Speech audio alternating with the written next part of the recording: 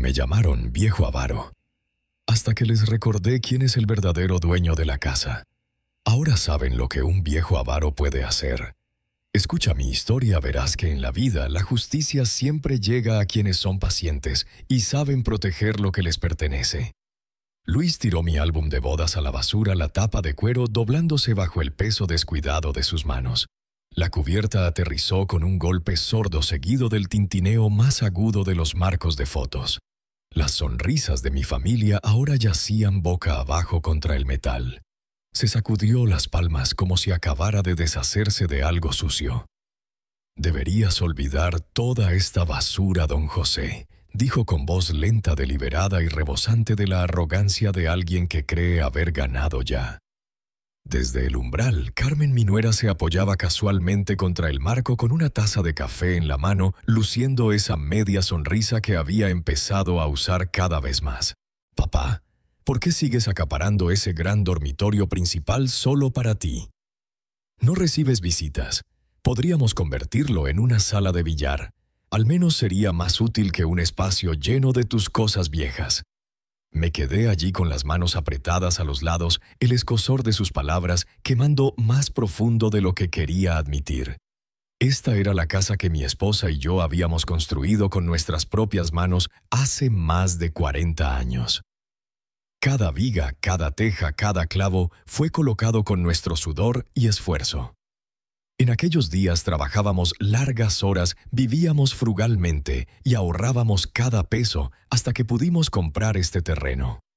Los fines de semana cavábamos, martillábamos, pintábamos, colocábamos los pisos juntos, discutíamos sobre los colores de la pintura y reíamos cuando cometíamos errores. Tomó años, pero eventualmente pagamos cada centavo de la hipoteca. Cuando el banco envió el estado final marcado como pagado en su totalidad, lo enmarcamos y lo colgamos en el pasillo. Esta casa era más que madera y paredes. Era nuestra historia. Era donde celebrábamos cumpleaños, donde mi hijo dio sus primeros pasos, donde la risa de mi esposa resonaba por los pasillos tarde en la noche. Después de que mi esposa falleció, la casa se volvió más silenciosa. El espacio se sentía más grande, más vacío, pero seguía siendo mía y la cuidaba como siempre. Mantenía el jardín floreciente como a ella le gustaba, pulía los pasamanos que ella talló y me sentaba en el porche cada tarde con una taza de mate observando cómo el barrio cambiaba mientras mi hogar permanecía firme. Luego vino la llamada de Luis. Dijo que él y Carmen querían mudarse para ayudarme para estar allí conmigo en mi vejez. En ese momento sonaba razonable, incluso dulce. Imaginé tener compañía para la cena, risas en la cocina de nuevo, quizás el calor de la familia llenando las habitaciones vacías. Pero no tardé en darme cuenta de la verdad. Carmen llegó con los ojos ya escaneando el lugar como un comprador inspeccionando una propiedad. Movió mis cosas sin preguntar, reemplazó las cortinas con algo que llamó moderno pero que parecía de un motel barato y se quejaba del desorden. Para mí eso era una vida de recuerdos. Luis decía poco, pero su silencio hablaba más fuerte que las palabras. La dejaba reorganizar, criticar y reclamar espacio que no era suyo. Y ahora allí estaban Carmen tirando mi historia a la basura. Luis sugiriendo que mi dormitorio se desmantelara para su entretenimiento. Carmen cruzó los brazos con las piernas abiertas como si ya fuera la reina de este castillo. «Es egoísta aferrarse a espacio que no usas», dijo bruscamente. «Estamos aquí ahora, viviendo aquí todos los días, pagando por la comida, manteniendo el lugar en marcha. Tiene sentido que usemos las habitaciones como queramos».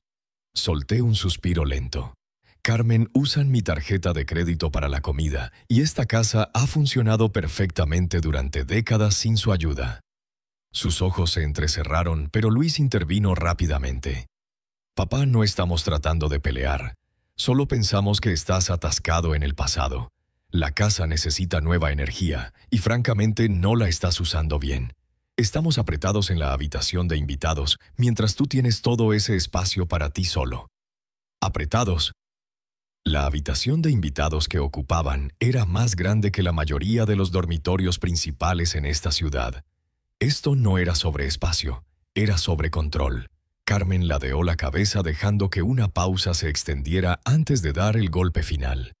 Has dicho antes que dejarías la casa a Luis cuando te vayas. ¿Por qué esperar? ¿Por qué no hacerlo oficial ahora? ¿La estás reteniendo por rencor, miedo? ¿O tal vez solo eres avaro? Avaro. La palabra aterrizó como una bofetada. Miré a mi hijo esperando que me defendiera, pero solo sostuvo mi mirada con una quietud inquietante como si estuviera de acuerdo. Pensé en las veces que lo había rescatado cuando abandonó la universidad, cuando su negocio falló, cuando sus deudas amenazaban con tragárselo entero. Había vendido una parte de mi tierra para ayudarlo una vez y ahora estaba allí dejando que su esposa me llamara avaro por mantener lo poco que me quedaba. Podría haber gritado. Podría haberles dicho que empacaran sus cosas y se fueran en ese mismo minuto, pero no lo hice. En cambio, me di la vuelta, pasé junto a ellos y recuperé mi álbum de bodas de la basura. Lo coloqué suavemente de nuevo en el estante exactamente donde siempre había estado. La mandíbula de Carmen se tensó, pero no dijo nada. «Esta casa es mía», dije finalmente con voz calmada y uniforme. «Permanecerá mía hasta el día en que decida lo contrario». Carmen soltó una risa corta y aguda. «Ya veremos». Luis la siguió fuera de la habitación, sus pasos desvaneciéndose por el pasillo. Me senté de nuevo en la mesa de la cocina, tomé mi té y di un sorbo lento. Pensaban que estaba derrotado. Pensaban que mi silencio significaba rendición. Que lo pensaran. Si querían ver lo que un viejo avaro podía hacer, se los mostraría. Y nunca lo olvidarían. 10 años atrás, mucho antes de que Luis y Carmen estuvieran en mi sala actuando como si fueran dueños, la historia entre nosotros ya había empezado a agrietarse. Fue en un tiempo en que Luis se ahogaba. Su aventura empresarial había colapsado, y con ella vino una montaña de deudas que podría haberlo enterrado por años. Recuerdo la noche en que vino. Era tarde, casi las 10, y yo estaba en la cocina lavando platos. Tocó una vez suavemente antes de entrar, sus ojos desviándose de los míos como un niño pillado en algo malo. Me sequé las manos y le pedí que se sentara, ya sintiendo el peso que cargaba. Me contó todo en una voz apenas por encima de un susurro. Los inversionistas se habían retirado, los proveedores demandaban pago y el banco había empezado a enviar avisos que sonaban más como amenazas. Era malo, peor de lo que había admitido a nadie más. No tenía a dónde más recurrir. Debería haber hecho preguntas, presionado sobre los riesgos que había tomado, los errores cometidos. Pero no lo hice. Vi a mi hijo, el mismo niño que una vez me trajo dientes de león del jardín, pensando que eran rosas, sentado frente a mí con los hombros encorvados bajo una vergüenza que reconocía. Yo había estado en su lugar una vez cuando era joven y tonto. Conocía la desesperación en sus ojos. Le dije que tenía algo. No mucho, pero algo. La tierra que mis padres me dejaron, un tramo verde en el pequeño pueblo donde crecí, estaba dividida en 2 parcelas. Una siempre planeé conservar. La otra la había retenido sin una razón clara, excepto que era mía. 2 semanas después vendí esa parcela. El dinero borró su deuda, cubrió las penalizaciones e incluso le dio un poco de espacio para empezar de nuevo. Me abrazó ese día como un ahogado agarrando el borde de un bote. Prometió que me lo devolvería. Prometió que nunca olvidaría lo que había hecho. Pero el tiempo tiene una forma de hacer que la gente olvide sus promesas, especialmente cuando empiezan a creer que se les debía lo que recibieron. Pasaron los años y la vida de Luis se suavizó. Se casó con Carmen, una mujer que desde el principio parecía medir todo y a todos por lo que podía ganar de ellos. Era lo suficientemente encantadora con la mayoría, pero yo podía ver cómo sus ojos vagaban por mi hogar durante su primera visita. Cómo hacía preguntas casuales sobre lo que planeaba hacer con él en el futuro. Cuando quedó embarazada, vinieron un domingo por la tarde Carmen, radiante, Luis, con esa sonrisa cautelosa que ponía cuando quería algo. Acabábamos de terminar el almuerzo cuando carraspeó.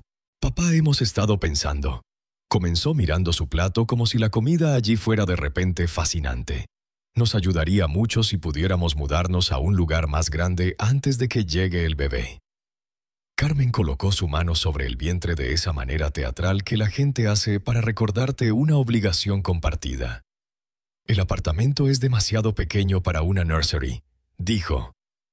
«Hemos estado mirando casas, pero con el mercado, ahora los pagos iniciales son locos».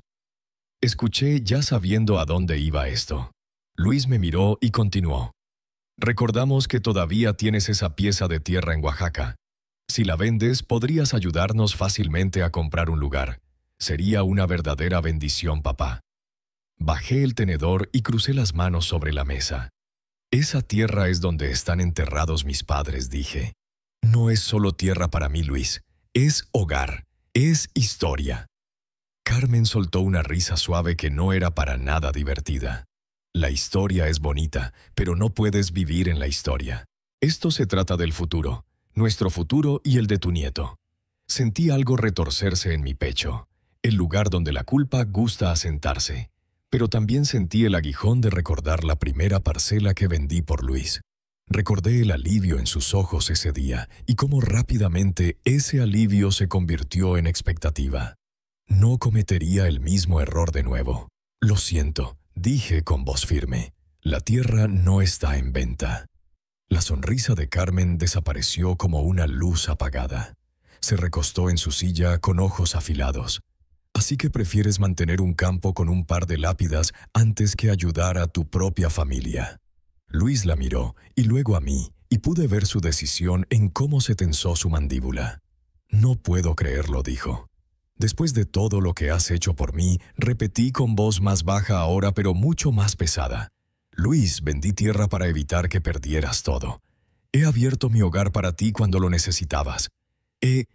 Me interrumpió con un sacudida de cabeza. Olvídalo. Lo resolveremos nosotros mismos. Pero su tono no llevaba gratitud ni humildad, solo resentimiento. Desde ese día, algo en la forma en que me miraban cambió. Podía sentirlo en las llamadas cortas, en la falta de visitas a menos que necesitaran algo. Carmen empezó a hacer comentarios sarcásticos en las reuniones familiares. Don José tiene su tierra y su casa solo para él. Decía con un pequeño encogimiento de hombros como para implicar que yo estaba acaparando tesoros de la gente que los merecía. Antes de mucho los susurros se volvieron más directos.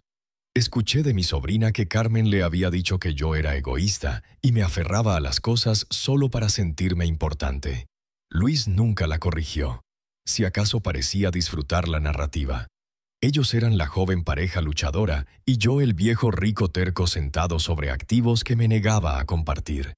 No les importaba que la tierra fuera sagrada para mí, que ya había sacrificado parte de mi herencia para salvar a Luis una vez.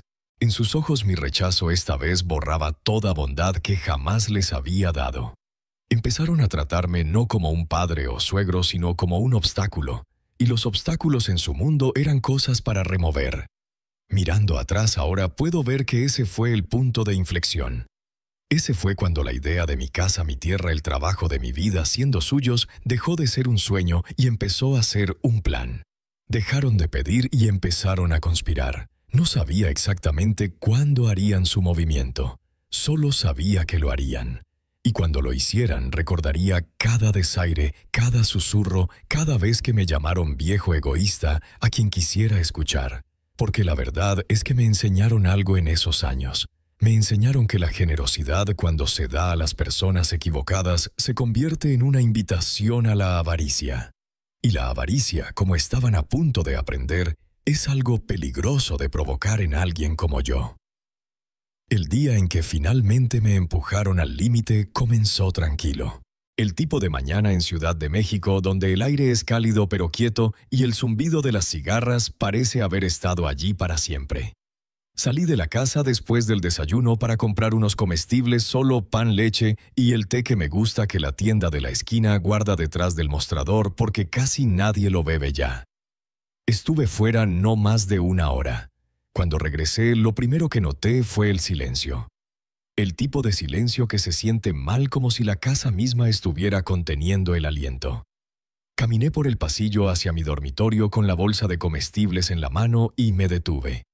La puerta de mi habitación era diferente. Un nuevo candado brillante y plateado me fulminaba desde la madera donde había estado la vieja perilla de latón. Alcancé, giré y lo encontré bien cerrado. Mi llave, la que había guardado en el mismo llavero por décadas, ya no encajaba.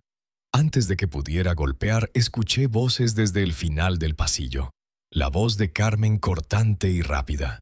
La seguí hasta el garaje y cuando empujé la puerta el aire dentro olía faintly a polvo y al dulce leve del cedro de mi viejo baúl de esperanza.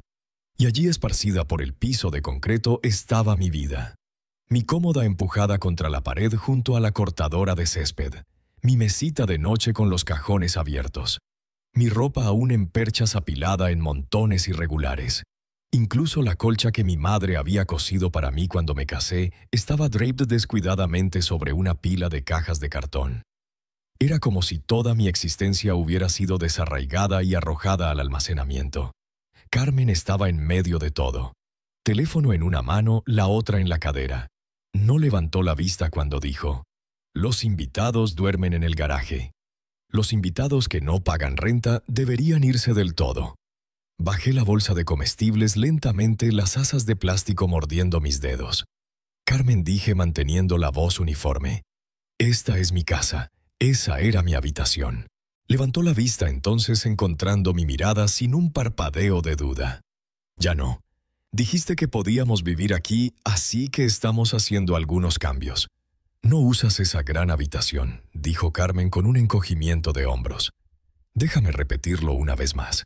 Como dije antes, ni siquiera usas esa gran habitación. Podríamos convertirla en algo útil. Tal vez una oficina en casa o un estudio. Cualquier cosa es mejor que sentada llena de tu chatarra vieja». Antes de que pudiera responder, Luis entró por la puerta lateral con un papel doblado en la mano. No me miró directamente de inmediato. Papá comenzó su tono casi ensayado. «Hemos estado hablando. Este arreglo no está funcionando. Te estás aferrando a cosas que serían mejores para todos si las soltaras». Extendió el papel. «Este es un formulario de transferencia de propiedad. Solo fírmalo y todo será más fácil. Aún podrás vivir aquí, pero la casa será oficialmente nuestra. De esa manera podemos cuidarla adecuadamente». No tomé el papel. No. Su mandíbula se tensó. «Si no firmas la próxima semana, estarás en un asilo. Al menos allí alguien estará dispuesto a escucharte hablar». Las palabras me golpearon como agua fría. No porque temiera un asilo. Ya no temía nada de ellos, sino por lo fácil que mi hijo, mi propia sangre, podía hablarme así. «Luis», dije lentamente, «tu madre y yo construimos esta casa. La pagamos peso a peso y estás aquí pidiéndome que la regale como si nada». Se acercó más el papel aún extendido, su voz más dura ahora. «No estoy pidiendo, papá. Te estoy diciendo, si quieres hacer esto fácil, fírmalo». De lo contrario, Carmen interrumpió, su voz brillante y falsa. «De lo contrario, tendremos que hacer las cosas a la fuerza. Y no quieres eso, ¿verdad?». Los miré a ambos. La mujer que se había casado con mi hijo e inmediatamente puso sus ojos en mi hogar y el hijo que una vez había llorado en mis brazos cuando su negocio falló, a quien había rescatado con la tierra que mis padres me dejaron. Y ahora aquí estaban tratándome como un intruso en mi propia vida. Dejé que el silencio se extendiera lo suficiente para que Carmen cambiara de peso y para que Luis la mirara como preguntándose por qué no me quebraba aún. Me agaché, recogí mi bolsa de comestibles y me enderecé sin tocar el papel que aún sostenía. «Disfruten la habitación», dije finalmente con tono plano. «La han tomado después de todo. Pero esta casa nunca será de ustedes». Carmen rió ligeramente como complaciendo a un niño. «Ya veremos». Luis bajó el papel pero no lo guardó. Sus ojos se detuvieron en mí y pude verlo en su rostro. Creía que tenía todo el tiempo del mundo para hacerme ceder. Lo que no sabía, lo que ninguno sabía, era que este era el momento en que dejé de ser pasivo. Este era el momento en que decidí que cualquier paciencia que tuviera por ellos se había acabado. Me di la vuelta, regresé a la cocina y coloqué mis comestibles ordenadamente en el mostrador. Mis manos estaban firmes, mi respiración calmada. Pero dentro de mí algo se había colocado en su lugar. Pensaban que me habían acorralado. Pensaban que una puerta cerrada, una pila de mis pertenencias en el garaje y un pedazo de papel podían hacerme rendir. Estaban equivocados. Y pronto iban a aprender cuán equivocados estaban. No les di la satisfacción de una pelea. Sabía que eso era lo que querían verme gritar, capturarme enojado, para que pudieran torcer la historia después en algo que pudieran usar. En cambio, asentí una vez, me di la vuelta y continué mi tarde como si nada hubiera pasado. Pero dentro la decisión ya estaba tomada. Esa noche, después de que la casa se quedara quieta, me senté en el pequeño escritorio de mi habitación. Ya no el dormitorio principal, sino el espacio reducido que habían decidido era lo suficientemente bueno para mí. Saqué mi viejo libro de direcciones, el que había guardado por décadas sus páginas suaves por el uso. Mis dedos encontraron el nombre sin vacilar. Don Roberto. Roberto había sido el amigo más cercano de mi difunta esposa en el servicio. Los dos habían compartido una trinchera en una guerra que ninguno gustaba detallar. Solo sabía que mi esposa una vez había sacado a Roberto de la línea de fuego salvándole la vida. Se mantuvieron cercanos después de que ambos regresaron y aunque los años y la distancia los separaron, el lazo nunca se rompió. Le había enviado una tarjeta de Navidad a Roberto cada año desde que mi esposa falleció. Siempre me llamaba Pepe, justo como mi esposa solía hacerlo. Tomé el teléfono y marqué el número escrito en su pulcra letra de bloque. Sonó 2 veces antes de que una voz cálida y firme respondiera. «Pepe, caramba. ¿Cómo estás, viejo amigo?», tragué manteniendo la voz uniforme. «Roberto, estoy bien, pero necesito hablarte de algo serio, y creo que eres el único en quien puedo confiar». No hubo vacilación. «Dime cuándo y dónde». Al día siguiente por la tarde lo encontré en un pequeño café justo fuera de la ciudad. Se veía más viejo, cabello plateado, cortado corto, unas cuantas líneas más alrededor de los ojos, pero aún había algo inquebrantable en él. Su apretón de manos fue firme, su mirada directa. Sobre el café le conté todo. No dramaticé, no lloré. Expuse los hechos. Cómo Luis y Carmen se habían mudado bajo el pretexto de ayudarme. Cómo habían intentado tomar el control lentamente. Cómo me habían encerrado fuera de mi propio dormitorio y empujado mis pertenencias al garaje. Y cómo Luis me había entregado un formulario falso de transferencia de propiedad amenazando con un asilo si no firmaba. Para cuando terminé, la mandíbula de Roberto estaba tensa, sus ojos como acero. «Pepe», dijo lentamente, «sabes que me ha ido bien estos últimos años. Tengo propiedades por todo el estado. Pero esto es diferente. Esto es familia, y si me dices que estás listo para contraatacar, me aseguraré de que se haga bien». Asentí. «No solo quiero que salgan de mi casa, Roberto. Quiero asegurarme de que nunca puedan usar mi nombre, mi propiedad o mi generosidad en mi contra de nuevo. Quiero que sepan que esto no es un juego que puedan ganar». Sonrió una sonrisa lenta y peligrosa que recordaba de años atrás cuando él y mi esposa jugaban cartas y Roberto tenía una mano que nadie veía venir. «Entonces, esto es lo que haremos». En una semana el papeleo estaba listo. No era una transferencia de propiedad a Luis como él quería. Era una venta legítima a Roberto redactada por uno de los mejores abogados inmobiliarios en Ciudad de México. En papel la casa ya no sería mía, al menos no de la forma en que mi hijo imaginaba. Pero el contrato incluía cláusulas muy específicas. Primero, tendría el derecho a vivir en la casa por el resto de mi vida sin renta, con control total sobre mis propias áreas. Segundo, el nuevo dueño Roberto tendría el derecho legal inmediato de remover a cualquier persona que me acosara, amenazara o perturbara mi vida en el hogar. Y tercero, Roberto retendría el derecho de perseguir cargos civiles y criminales contra cualquiera que me difamara, intentara reclamar la propiedad ilegalmente o causara algún daño a ella. El lenguaje era hermético, crafted para que ni el abogado más creativo pudiera torcerlo. Cuando leí el borrador final, miré a Roberto. «¿Estás seguro de que quieres hacer esto? Podría ponerse feo». Se encogió de hombros. «Tu esposa me salvó la vida, Pepe. Esto no es nada comparado con eso». Además, añadió con un toque de picardía, «He estado buscando una excusa para usar mi nuevo equipo de seguridad». Firmé los papeles sin dudar. Tan pronto como la tinta se secó, Roberto se recostó en su silla. «Entonces, ¿cuándo quieres decirles?» Sacudí la cabeza. «Aún no. Quiero que piensen que han ganado un poco más. La caída será mucho más dura». Roberto rió entre dientes. «Siempre fuiste el callado, peligroso a tu manera». En los días siguientes jugué mi rol. Me mantuve educado, incluso sumiso alrededor de Luis y Carmen. Dejé que Carmen se quedara con el dormitorio principal. Ignoré las miradas smog de Luis cuando pasaba por el pasillo. Pensaban que me tenían bajo control, que me habían forzado a la sumisión. Lo que no sabían era que cada vez que me hablaban como si fuera una carga, cada vez que Carmen reorganizó algo o Luis hacía un comentario sobre cuando la casa sea nuestra, el lazo alrededor de su plan se apretaba más. Roberto y yo fijamos una fecha, una que no verían venir. Estaba timed para que la transferencia legal ya estuviera registrada, los documentos archivados y la autoridad de Roberto como dueño fuera indiscutible. Cuando llegara el momento, no sería solo palabras o amenazas, sería la ley. Y cuando la ley está de tu lado, no tienes que gritar, solo tienes que abrir la puerta. Pasé esos días esperando, no con temor, sino con una especie de anticipación fría.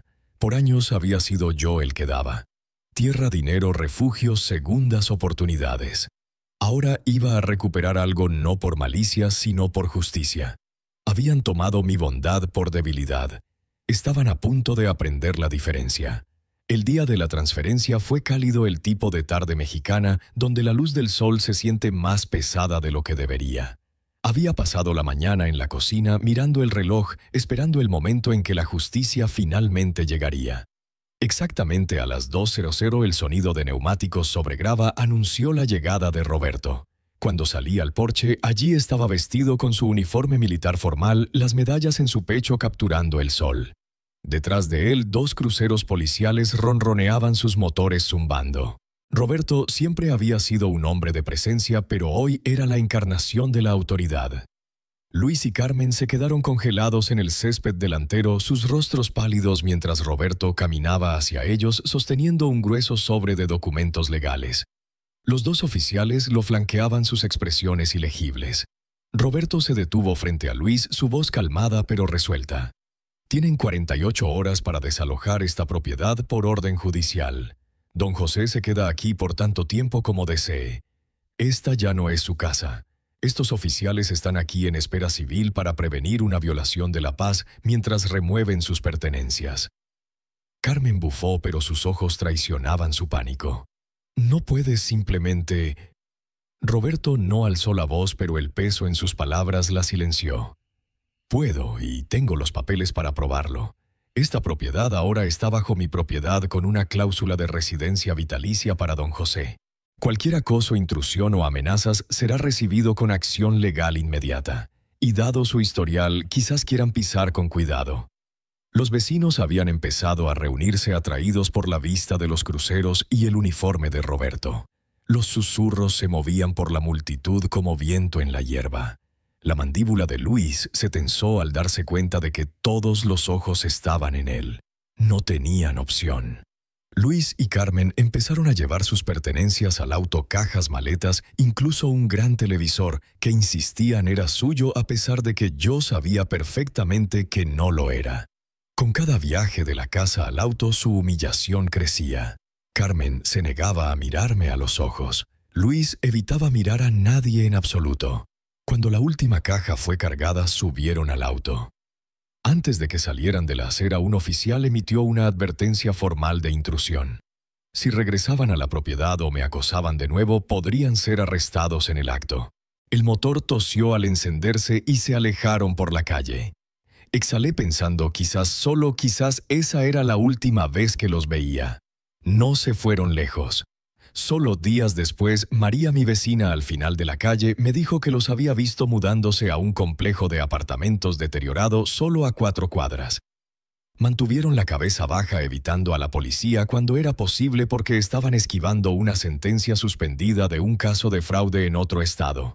Las revisiones de probación y una restricción de viaje los mantenían atados a la ciudad, así que se escondieron a 4 cuadras, lo suficientemente cerca para vigilar las luces de mi porche por la noche. Me equivoqué. Todo tenía sentido. No dejaban el área porque no podían. Estaban atados aquí escondiéndose a plena vista, y por mucho que quisiera creer que se habían ido para siempre, sabía en mis huesos que me estaban vigilando esperando. No dejé que se notara que lo sabía. En cambio, seguí con mis días en silencio cuidando el jardín, visitando el pequeño café del centro, manteniendo mis rutinas estables. En los meses después de que fueran forzados a salir a menudo, me preguntaba por qué no habían dejado Ciudad de México por completo. La respuesta se volvió clara. La probación los tenía atados a la ciudad y su sentencia suspendida significaba que tenían que reportarse regularmente con las autoridades. Rentaron un apartamento estrecho solo a 4 cuadras, no porque quisieran estar cerca de la familia, sino porque me mantenía en su vista. No eran vecinos, eran buitres circulando esperando que bajara la guardia. Pero en el fondo de mi mente el pensamiento permanecía: volverán, y cuando lo hagan estaré listo. Los autos policiales y el uniforme de Roberto habían hecho un buen espectáculo ese día. Pero la verdadera victoria no era verlos humillados, era saber que ahora tenía protección legal. Podían amenazar, podían acechar, pero no podían tomar lo que más querían. Mantuve mi teléfono cerca en todo momento. Instalé un nuevo sistema de seguridad, uno que enviaba alertas directamente a la policía local y me repetía una y otra vez: el silencio no es debilidad, es esperar el momento correcto para golpear. Por casi un año nada pasó. A veces los vislumbraba Carmen en la tienda de la esquina Luis, parado fuera de la casa de empeños, pero nunca se acercaban a mí. Aún así había algo en sus rostros, un hambre que no había sido satisfecha. Y en el fondo sabía que la tormenta no había pasado. Solo estaba acumulando fuerza. Fue unos 6 meses después de que Luis y Carmen se fueran cuando escuché por primera vez sobre Diego. Sabía por supuesto que sus finanzas eran un desastre incluso antes de que los echara. Habían vivido de mi generosidad por meses, no porque lo necesitaran, sino porque era más fácil que asumir responsabilidad por sus propias vidas. Pero nunca imaginé que pudieran hundirse lo suficiente para hacer lo que hicieron después. La noticia vino de mi vecina María, quien tiene un primo que trabaja en el Departamento de Niños y Familias del condado. María vino una tarde con un guiso y mirándome con esa piedad cuidadosa que hace que tu estómago se revuelva. Dijo que había oído que Luis y Carmen habían solicitado bancarrota, que habían perdido lo poco que aún poseían y que en medio de todo eso habían llevado a su hijo, mi nieto de 9 años, y lo habían dejado en un orfanato estatal. Sin adiós, sin explicación. Solo lo dejaron.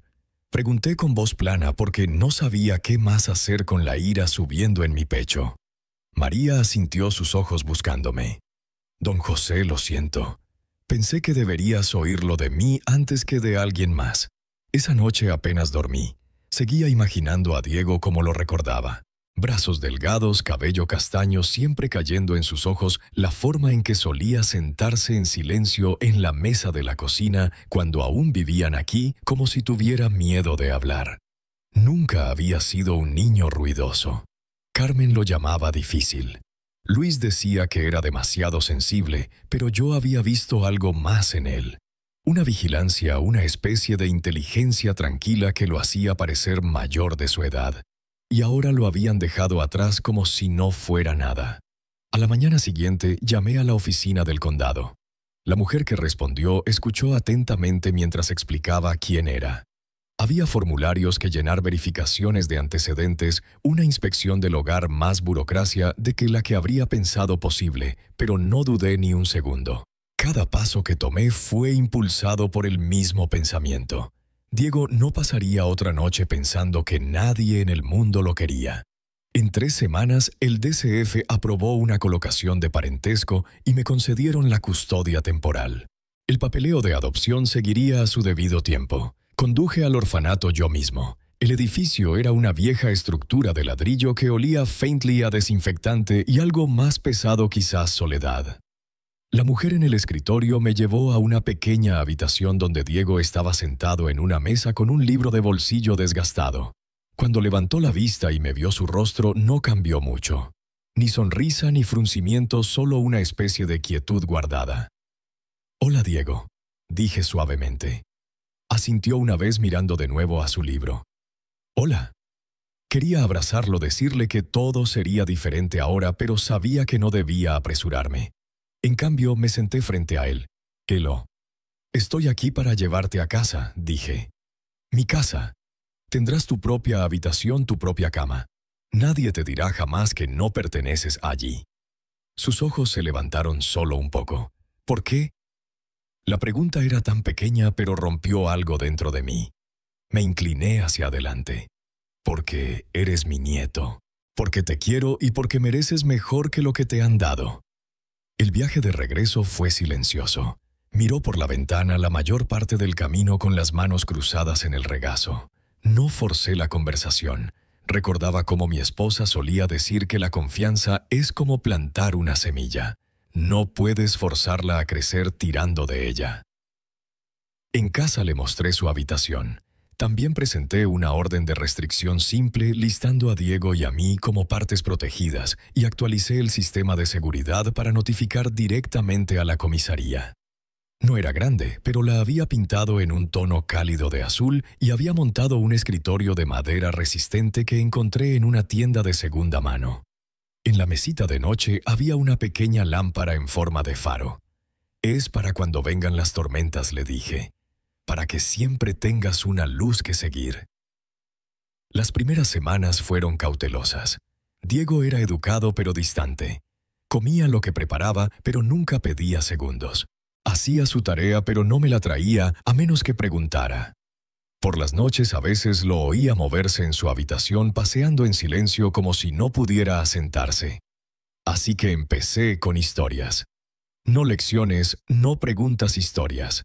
Durante la cena le conté sobre su abuela, sobre la vez que construyó el porche trasero con nada más que terquedad y una sierra prestada, sobre cómo una vez rescató a un perro callejero en medio de una tormenta. Le conté sobre cuando Luis tenía su edad, cómo corría contra los niños vecinos hasta el final de la calle, cómo una vez se rompió el brazo trepando el viejo roble porque juraba que podía tocar las nubes. Diego escuchaba. Al principio pensé que quizás no estaba prestando atención de verdad, pero luego me sorprendía. Un día preguntó, ¿la abuela alguna vez perdió en algo? Otra vez dijo, papá solía trepar árboles. Nunca me lo contó.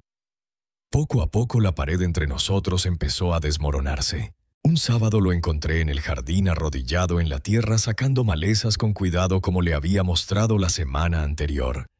Pensé en ayudar, dijo sin levantar la vista. Otra tarde me trajo un dibujo que había hecho de la casa. Estaba detallado hasta el pequeño baño para pájaros en el patio delantero. Me aseguré de que supiera las reglas de esta casa. Bondad primero, honestidad siempre y nunca abandones a alguien que te importa. Esas son las reglas por las que trato de vivir, le dije una noche. Quiero que tú también lo hagas. Asintió, y aunque no dijo mucho, pude ver que entendía. Para cuando llegó el verano sonreía más. A veces lo pillaba tarareando mientras trabajaba en sus modelos de aviones en el escritorio. Dábamos paseos vespertinos juntos y me contaba pedazos sobre la escuela, libros que le gustaban, cosas que lo asustaban. Nunca hablé mal de Luis o Carmen con él. No necesitaba. Ya sabía más de lo que quería que supiera sobre el tipo de personas que eran. Mi trabajo ahora no era llenarlo de ira, sino mostrarle cómo se ve el amor cuando es constante, confiable y real. Y por primera vez en mucho tiempo, esta casa, mi casa, se sentía viva de nuevo. No porque estuviera llena de ruido o abarrotada de gente, sino porque la persona viviendo aquí conmigo finalmente entendía que era un lugar donde pertenecía. Lo que no sabía entonces era que la paz que habíamos construido juntos pronto sería probada de una manera que haría que cada lección tranquila, cada historia, cada momento de confianza importara más que nunca. Un año a la semana desde que Luis y Carmen fueron forzados a salir, encendimos 10 velas. El primer cumpleaños que Diego celebraría en un hogar que se sentía suyo. Esta noche celebrábamos el 10º cumpleaños de Diego. El primero que tenía aquí, el primero en años donde no miraba por encima del hombro. Fue una celebración pequeña, solo nosotros dos. La cocina estaba cálida con el olor a pastel de chocolate, el glaseado suave y brillante bajo la luz. 10 velas parpadeaban frente a él, sus llamas reflejándose en sus ojos. Se inclinó hacia adelante, las sopló todas de un solo aliento y sonrió. Realmente sonrió. Eso solo valía todo lo que había hecho en el año pasado. Estábamos cortando el pastel cuando un sonido rompió el momento. Golpes, no aporreos, en la puerta principal, pesados, frenéticos e incesantes. Me congelé por medio segundo, luego bajé mi tenedor. «Quédate aquí», le dije a Diego. «No te muevas de esta mesa, pase lo que pase». Asintió sintiendo el cambio en mi tono. Caminé hacia la puerta lentamente, los golpes haciéndose más fuertes. En el fondo de mi estómago ya sabía quién era. Cuando abrí la puerta, la luz del porche reveló dos figuras de mi pasado. El pasado que esperaba que permaneciera enterrado. Luis y Carmen. No se parecían en nada a las personas que habían desfilado por mi hogar un año atrás, seguras de que podían tomar lo que quisieran. El rostro de Luis estaba demacrado, su cabello desgreñado, su camisa manchada y arrugada. Los ojos de Carmen estaban inyectados en sangre, su maquillaje corrido, su ropa desgastada, el olor a alcohol rancio y cigarrillos se adhería a ambos. Luis intentó forzar una sonrisa. «Papá, necesitamos hablar». Me quedé en el umbral bloqueando su vista de la cocina. «¿Qué quieren?». La voz de Carmen era más aguda, con un borde de desesperación. «Hemos perdido todo. El lugar donde estábamos nos echaron. Necesitamos un lugar para quedarnos». «¿Y dinero?», sacudí la cabeza. «No». Sus ojos se entrecerraron. «Si no nos ayudas, te arrepentirás». La expresión de Luis se endureció. «Esto no es una petición. Estamos arruinados, papá. Y tú tienes más que suficiente. Vas a ayudarnos». «No lo haré», dije uniformemente. «Váyanse». Por un momento el silencio colgaba entre nosotros. Luego la mandíbula de Luis se tensó y metió la mano en su chaqueta.